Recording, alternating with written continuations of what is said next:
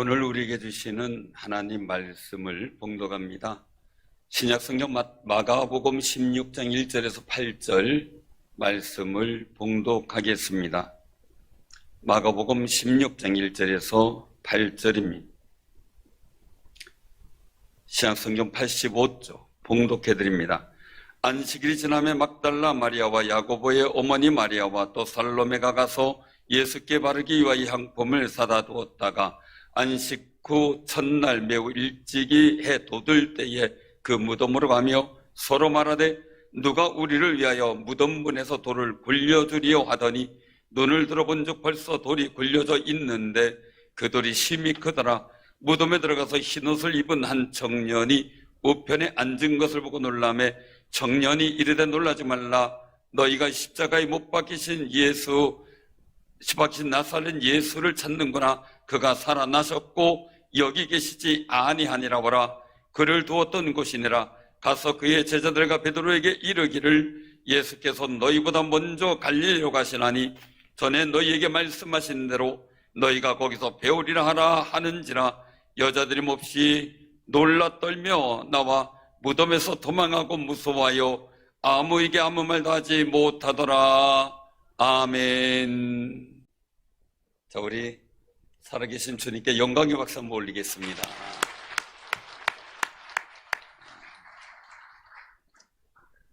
오늘은 부활주일이죠. 예수님께서 빌라도의 무리에게 고난받아 십자가에 죽으시고 3일 만에 부활하신 귀한 날을 기념하는 주일입니다. 하나님의 은혜가 부활의 소식과 함께 여러분들에게 크게 임하기를 바랍니다. 지난주에는 성경 본문 누가복음 19장 32절에서 40절 말씀을 통해 하늘의 몫이라는 제목으로 종려주일의 말씀을 선포했습니다. 예수님께서 나귀를 타시고 입성하시는데 그 예수님이 지나가시는 길에 큰 소리로 찬송하리로다.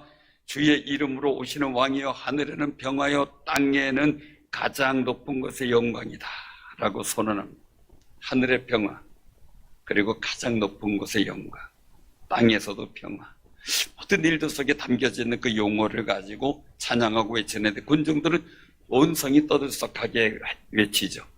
근데 이것이 하늘의 몫이라고 말씀합니다.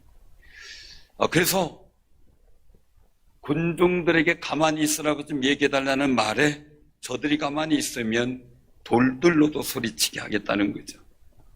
유대인들은 하나님의 몫인 하나님의 영광에 관심이 없었습니다.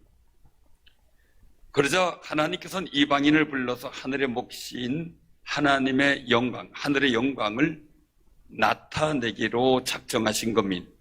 우리는 이방인이지만 예수님을 영접하면서 하나님의 아들로서 하나님의 영광을 하나님의 몫으로 올려드리는 거룩한 사람들이 되었습니다.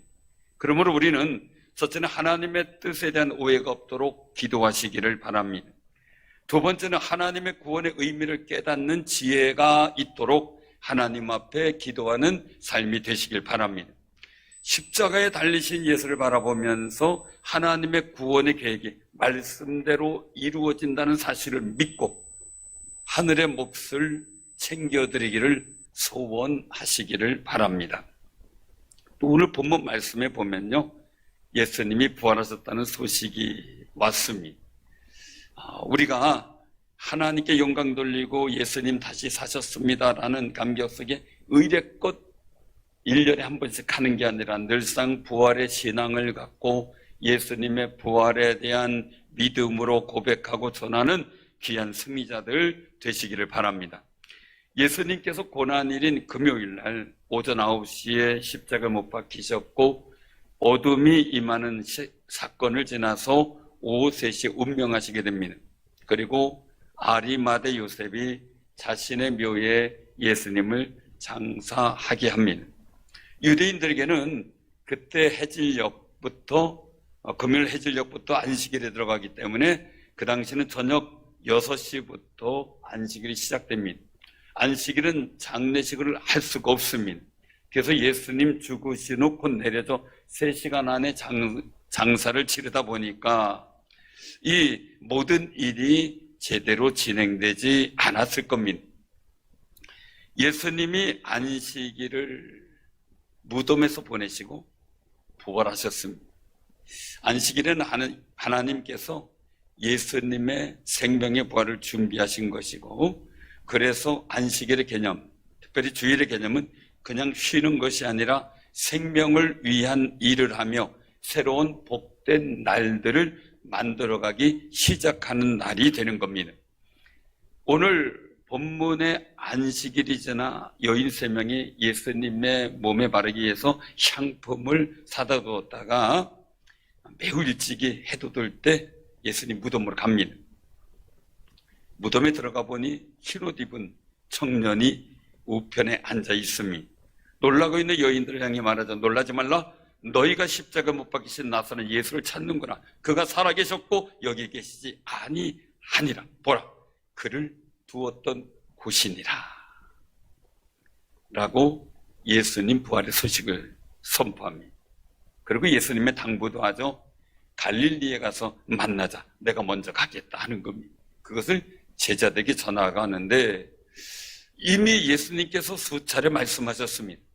십자가에 죽고 사흘 후 부활하신다. 그리고 내가 먼저 갈릴리로 가겠다. 거기서 만나자. 그런데 요즘은 들어도 깜빡깜빡해요. 그죠? 코로나 후유증이라고 얘기를 해요. 핑계대기가 너무 좋아요. 세월이 가서도 그랬겠지만 말이에요. 깜빡깜빡해요. 근데 그 당시엔 코로나도 아닌데 제자들이 그 말씀을 다 잃어버린 거예요. 왜? 귀담아 듣지 않는 경향이 있었기 때문이죠. 오늘 본문에서는 여자들이 몹시 놀라 무덤에서 도망하고 무서워서 아무에게도 말하지 않았다라고 하는데, 누가 보면 24장에 보면 이 여인들이 제자들과 다른 사람들에게 부활의 소식을 전했다고 기록하고 있습니다.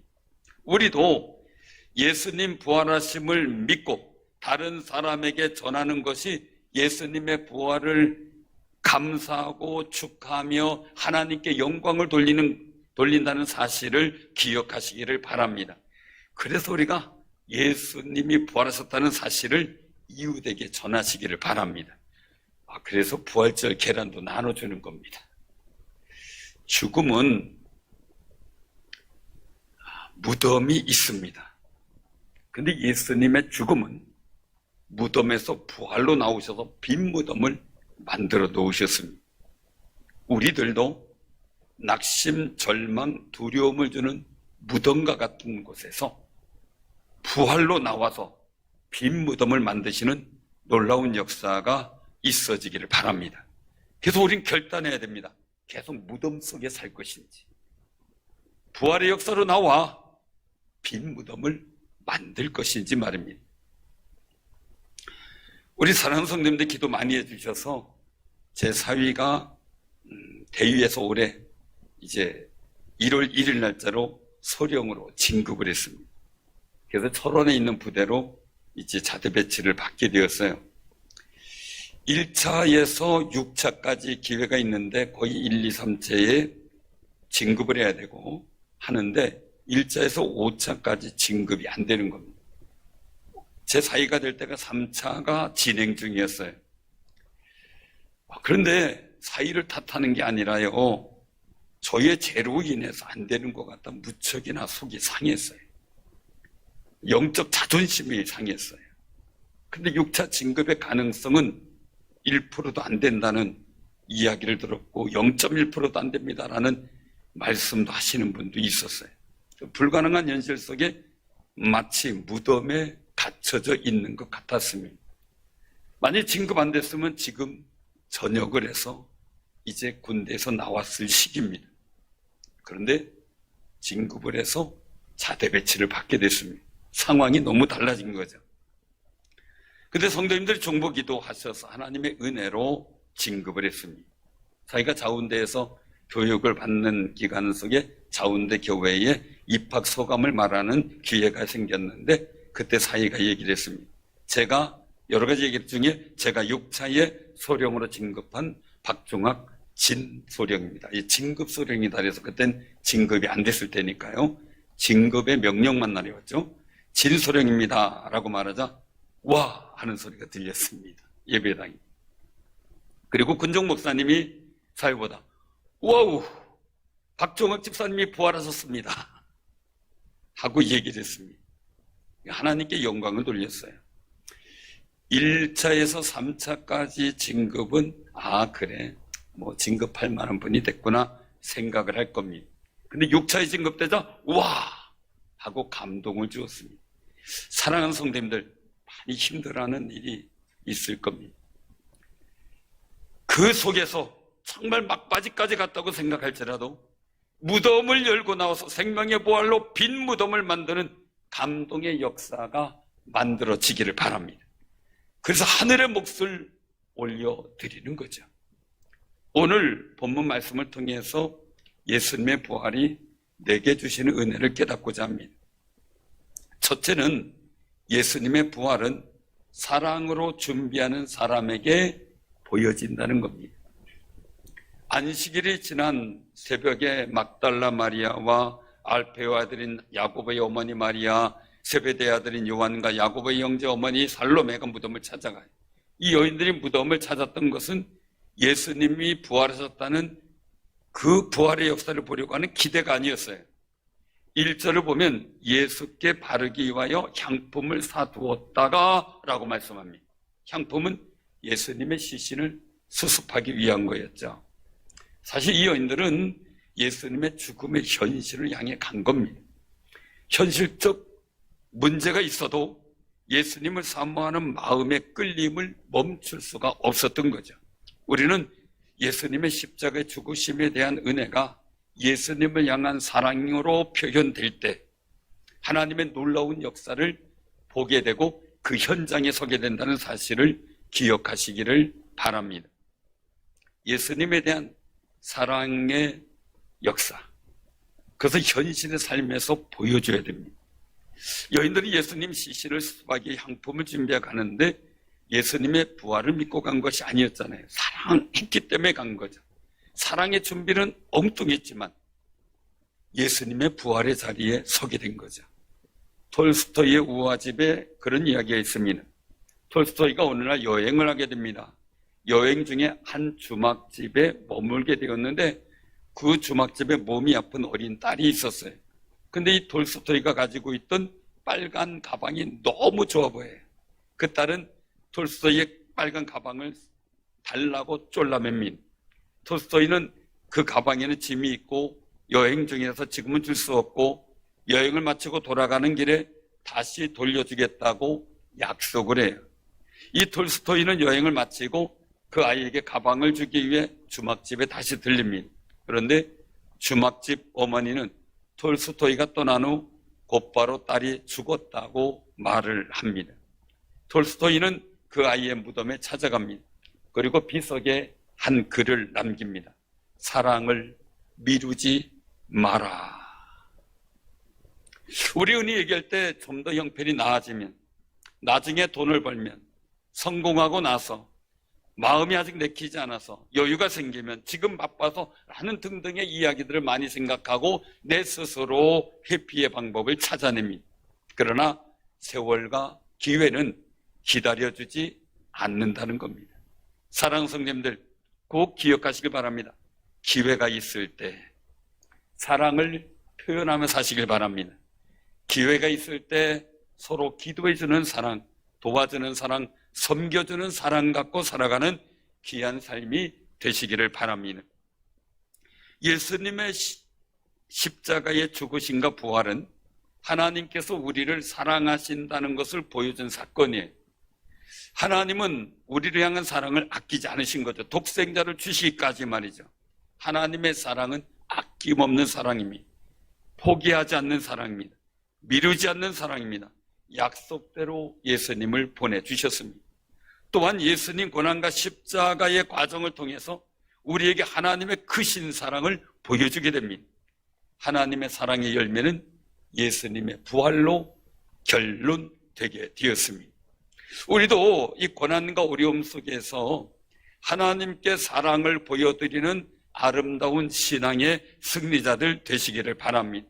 하나님을 사랑하는 감동이 생기기를 기도하고 또 기도하며 하나님을 향한 사랑이, 감동이 생기면 즉시로 행할 수 있는 용기가 있도록 또한 기도하시길 바랍니다. 왜냐하면 하나님이 사랑하는 자에게 주시는 은혜와 하나님을 사랑하는 사람에게 주시는 은혜가 다르기 때문입니다. 그 사랑의 감동이 나를 부활의 현장으로 성령께서 이끄시는 메시지일 수가 있기 때문입니다. 그 메시지 속에 하나님의 거룩한 은혜가 여러분에게 임하기를 소원합니다. 두 번째는 예수님의 부활은 이상이 현실이 된 겁니다. 이상이 현실이 된 것. 본문의 여인들에게 예수님이 말씀하신 부활은 그들에게 이상에 지나지 않습니다. 현실적으로는 예수님은 십자가의 죽음만 남겼습니다. 그런데 이상으로 여겼던 예수님의 부활이 현실이 된 겁니다. 왜냐하면 유대인들은요, 부활에 대한 논쟁이 참 많았습니다. 바리새인들은 부활이 있다라고 주장을 합니다. 사두개인들은 부활이 없다라고 또 주장을 했습니다.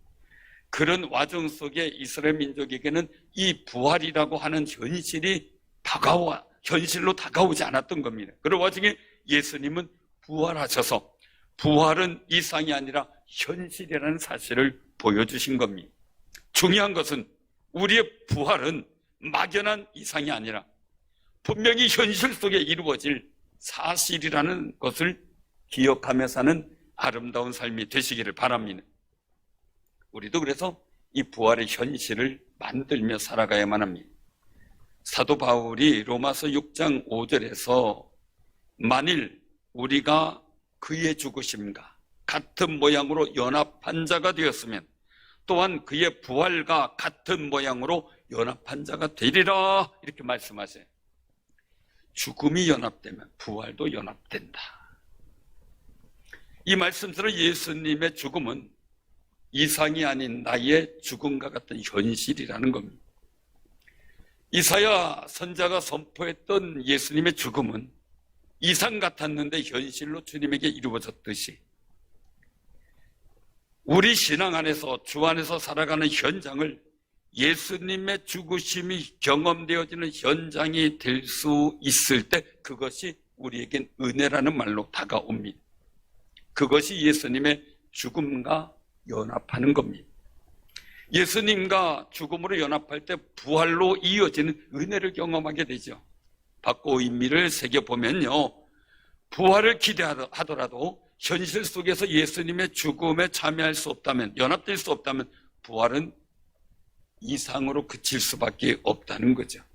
그래서 고린도전서 15장 31절에 사도 바울은 부활의 소망을 가지고 고백을 합니다. 형제들아, 내가 그리스도 예수 우리 주 안에서 가진 바 너희에 대한 나의 자랑을 두고 단언하노니 나는 날마다 죽노라.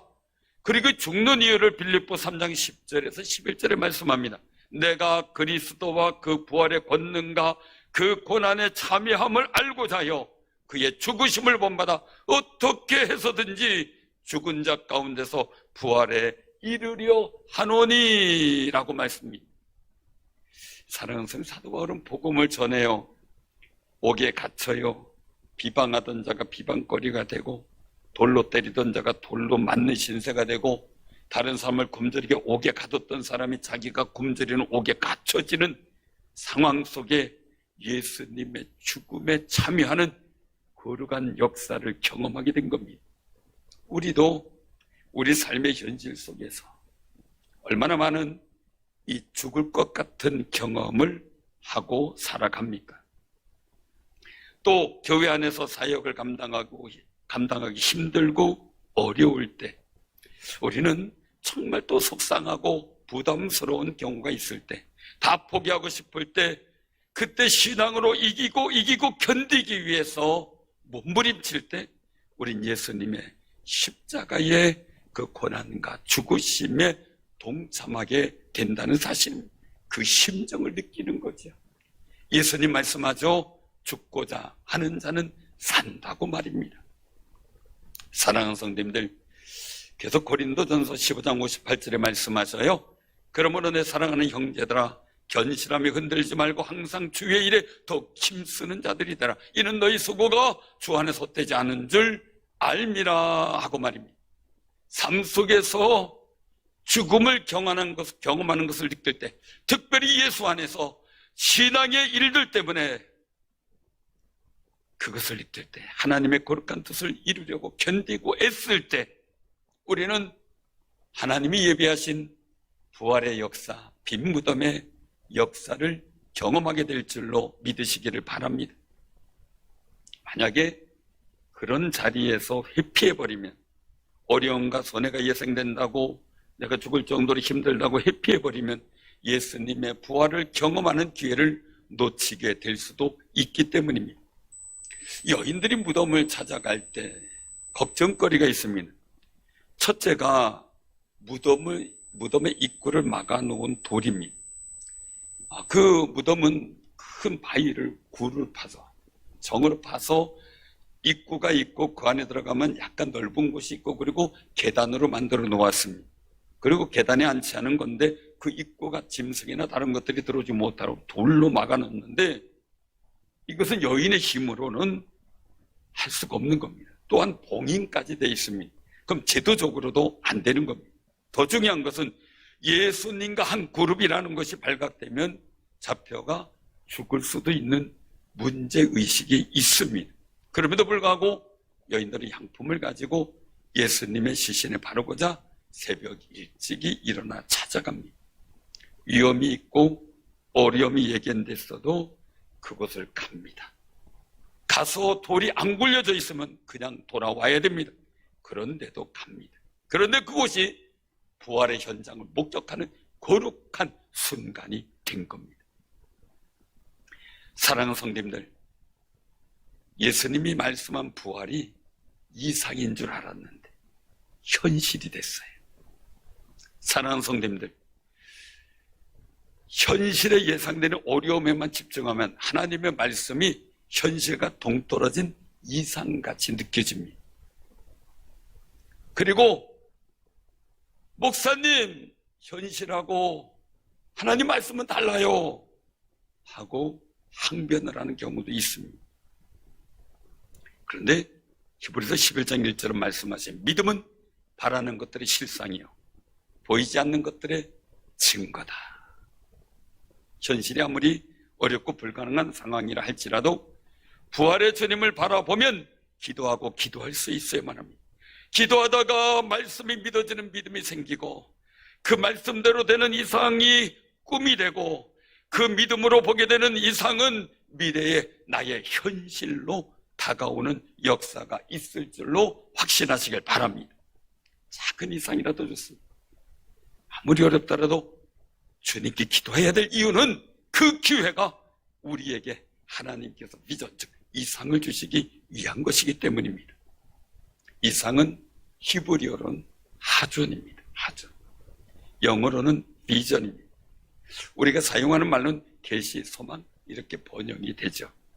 그런데 히브리어로 이 이상은 의미가 있습니다. 그 속에 깨트리다, 쪼개다, 세로로 찢다, 심사숙고하다 이런 뜻입니다. 자신을 먼저 깨뜨리고 쪼개고 심사숙고해서 만들어지는 게 이상입니다. 그냥 어느 날 뚝 떨어지는 게 아니라는 겁니다.